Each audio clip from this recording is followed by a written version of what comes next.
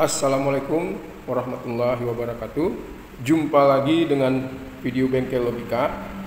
Pada video ini kita coba mengecek, belajar, membahas tentang subwoofer dari model subwoofer di bawah jok mobil. Artinya bisa dipasang pada bagian di bawah tempat duduk, di mana konstruksinya ini tipis. Nah, bisa kita lihat di sini. Nah, ini dari bahan besi yang kuat, coran. Lalu speakernya seperti ini. Nah, ini dua jalur dipakai kiri dan kanan. Jadi yang diambil nanti adalah nada bass, nada rendah. Nah, kalau kita lihat di sini, membrannya ini luar biasa kuat. Nah, nanti kalau ada kesempatan kita coba bahas tentang speakernya. Kali ini kita fokus kepada mencari kerusakan dari subwoofer amplifiernya.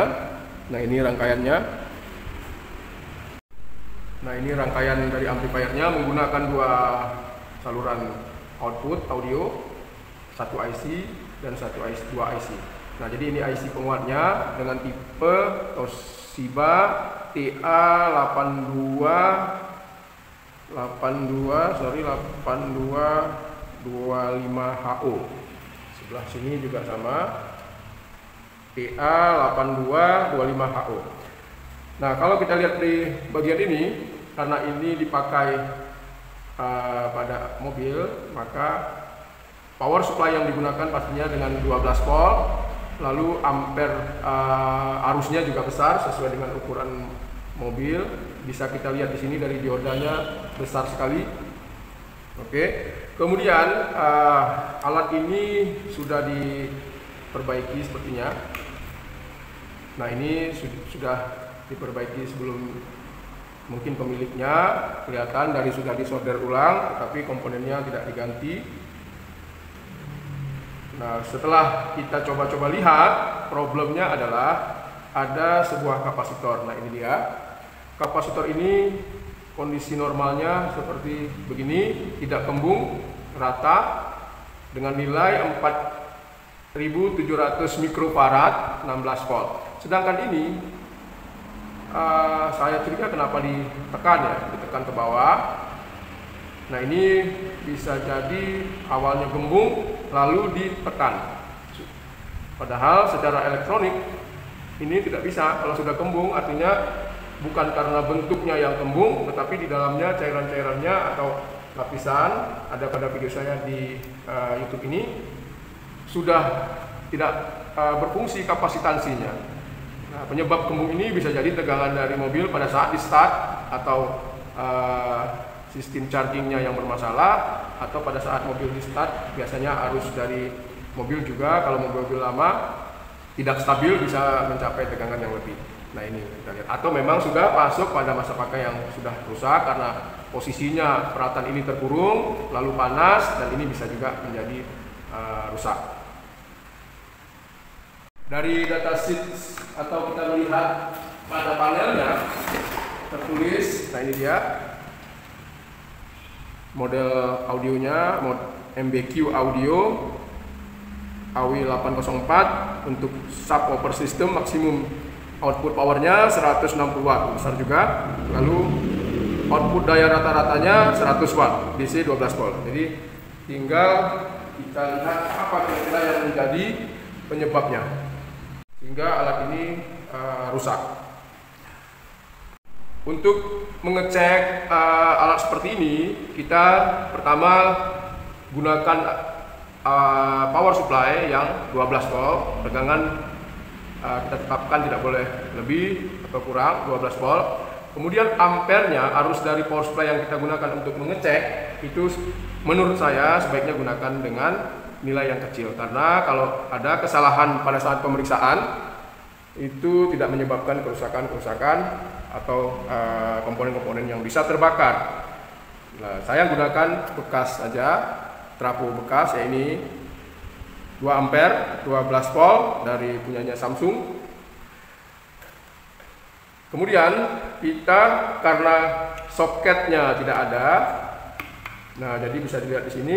Nah, ini bagian soket, kita tidak punya soketnya. Maka bagaimana cara kita menentukan positif, negatif. Lalu pada sistem audio power supply mobil itu ada remote. Remote itu adalah pada saat tombol on off di mobil kita nyalakan, maka power amplifier kita di remote sehingga power amplifier kita baru hidup. Kalau remote tidak terpasang, yang dihubungkan dengan remote-nya tip mobil atau head unit mobil, maka power amplifier kita tidak akan menyala kecuali kita jumper. Tetapi kalau kita jumper, permasalahannya adalah ampli terus menyala, padahal jumper artinya jumper dari tegangan ampli, dari tegangan baterai atau stop kontak dihubungkan di jumper begini. Nah, permasalahannya adalah ampli terus menyala, sehingga kalau kita mobil parkir, ampli tetap menyala dan bisa menyebabkan aki tekor. Dan ada permasalahan lain yang kalau dibiarkan dipakai cara begitu, kalau ada short circuit, nah itu sangat berbahaya. Memang harus kita pasang melalui remote. Kemudian bagaimana kita tidak punya data sheet atau skema diagram wiring kabelnya. Nah, jadi kalau kita lihat posisi seperti ini, pertama patokan kita adalah usahakan cari di internet. Kalau sampai ketemu. Jika tidak ketemu, maka kita ambil caranya adalah lihat pada bagian belakangnya ini. Nah, jadi bagian belakang ini kita sudah tahu yang mana untuk power, lalu speaker input. Nah, ini speaker input ini maksudnya adalah keluaran dari sebuah penguat yang dihubungkan biasanya dari head unit ke speaker. Kita bisa input ke bagian ini yang disebut dengan high impedance input. Nah, lalu ini bagian pengaturan lain-lainnya, frekuensi, penguatan, lalu channel untuk audio inputnya.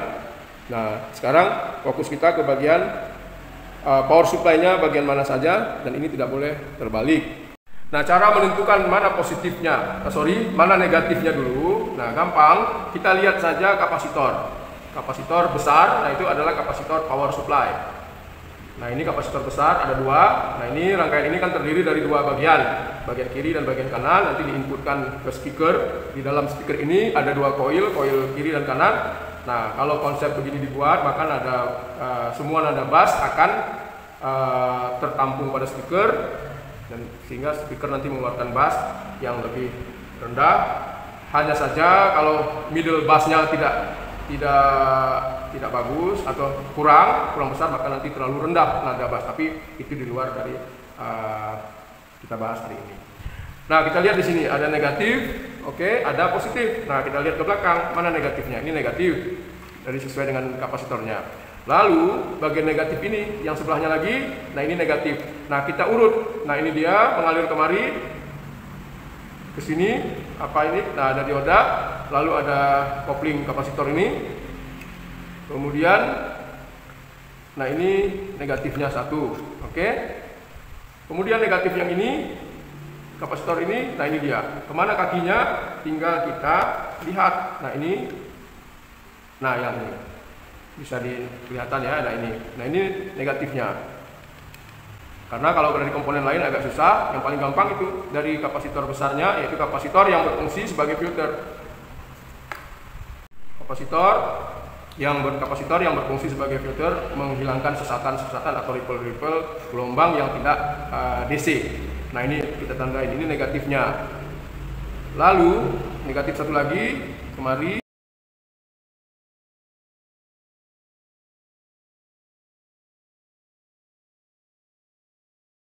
Ini negatif, ini positif.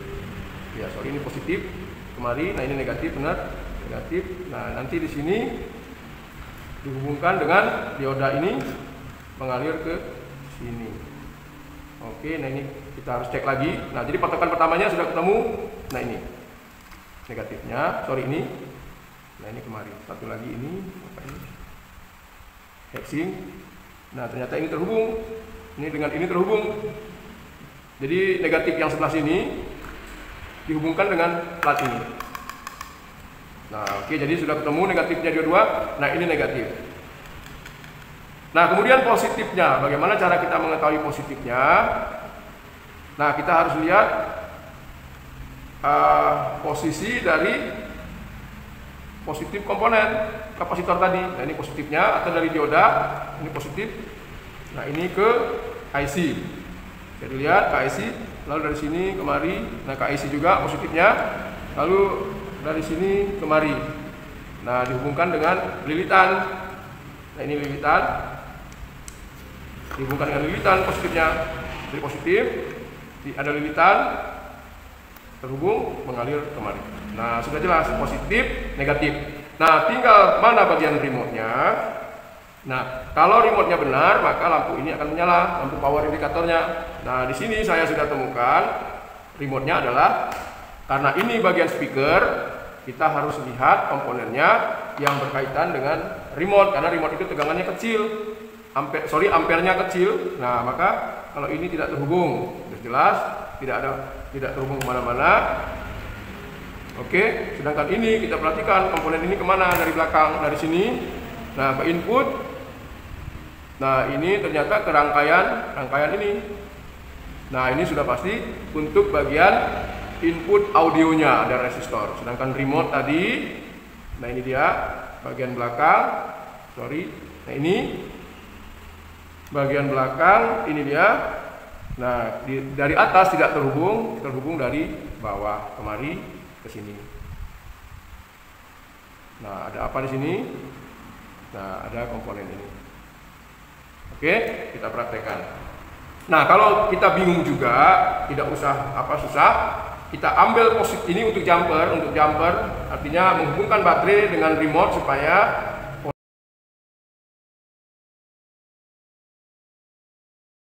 maka fungsi saklarnya adalah dari remote, di trigger. Maka kita bisa membuat satu kabel, kita ambil dari positif, kita dengan cepat kita jumper saja. Mana kira-kira? Jangan lama, cepat. Nah, mana lampu ini yang hidup, maka itu menjadi remote. Kita praktekkan ya. Nah, ini power supply tadi, tengah lubang di dalam positif, luar negatif. Maka ini untuk ngetes saja. Kalau sudah oke, nanti baru kita permanenkan. Lalu kita buat satu kabel jumper, kita pasang kemari untuk negatif. Kemudian ini kita colokkan aja. Oke, sudah. Lalu satu kabelnya lagi. Nah, bisa lebih simple sebetulnya, nggak perlu pakai kabel yang panjang. Tapi ini sudah ada. Kita colokkan kemari, kita jadikan dia sebagai negatif. Oke. Nah, lalu satu lagi ini kita solder untuk bisa kita cek apakah ampli ini ada masalah. Yang pertama tadi masalah kapasitor, atau kita mau cek sebelahnya lagi. Nah, setelah itu kita lapis dengan bahan yang tidak menghantar karena ini besi. Nah, kita colokkan listriknya. Oke, Anda lihat, nampak mungkin sudah menyala. Nah, ini ya, nampak. Nah, udah. Nah, sekarang kita tes.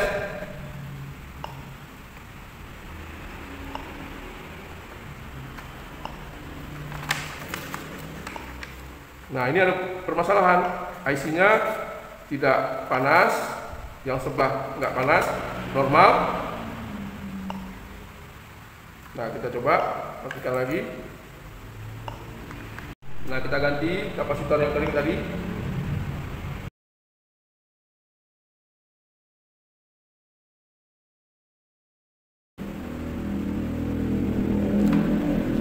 Nah, ini dia yang kita buka. Nah, ini kenapa? Tekan. Oke, kita ukur. Nah, kita buang muatannya. Kalau kita ukur sepertinya masih bagus ya, masih bagus, tapi kita coba ganti saja. Naik lalu turun.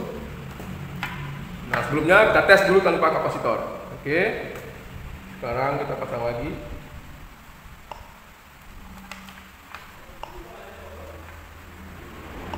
Nah, ini ada bunyi suara speakernya tak tak tak. Seperti ada bocor arus DC. Nah, ini kebetulan kita tidak ada kapasitor yang cocok tingginya. Nah, ini semuanya tinggi. Nah, maka saya pakai aja yang kakinya panjang. Ini kakinya tinggi, tapi nanti kita cari atau ataupun diposisikan supaya bisa pas.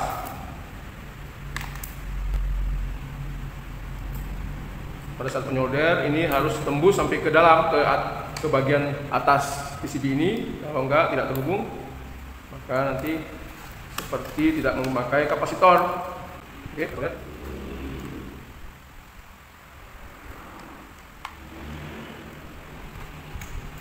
Nah, ini kita goyang. Oke, sudah kuat. Kalau goyang nanti tidak terhubung juga. Oke, kita anggap dulu, nanti kita rapikan. Oke, nah lalu kita coba pasang lagi. Kita periksa semua kabelnya. Oke, sudah. Kita cok.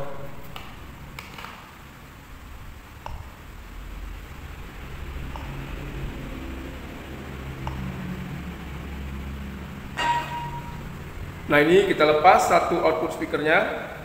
Nah, kita coba tes satu bagiannya. Nah, lampunya sudah sanggup. Dioda power supply kita sudah sanggup.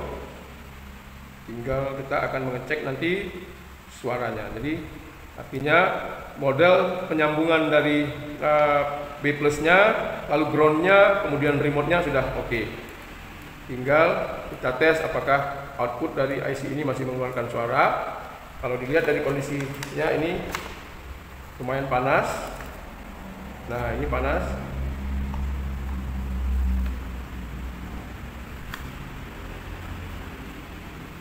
Nah, apakah IC-nya bermasalah?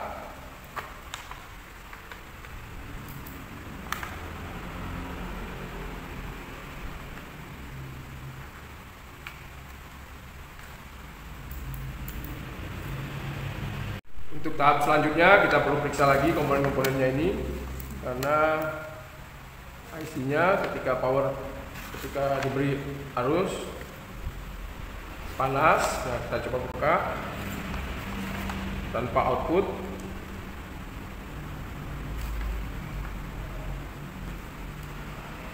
Oke, apakah IC-nya juga panas?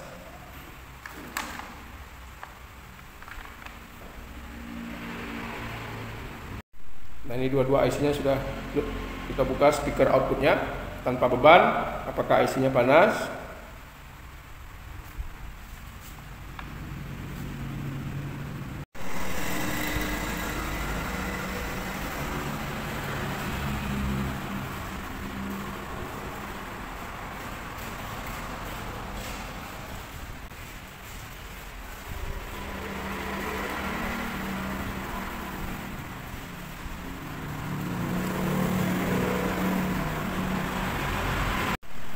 Nah, yang satu sebelah kanan kita lepas, lalu kita pasang yang kiri.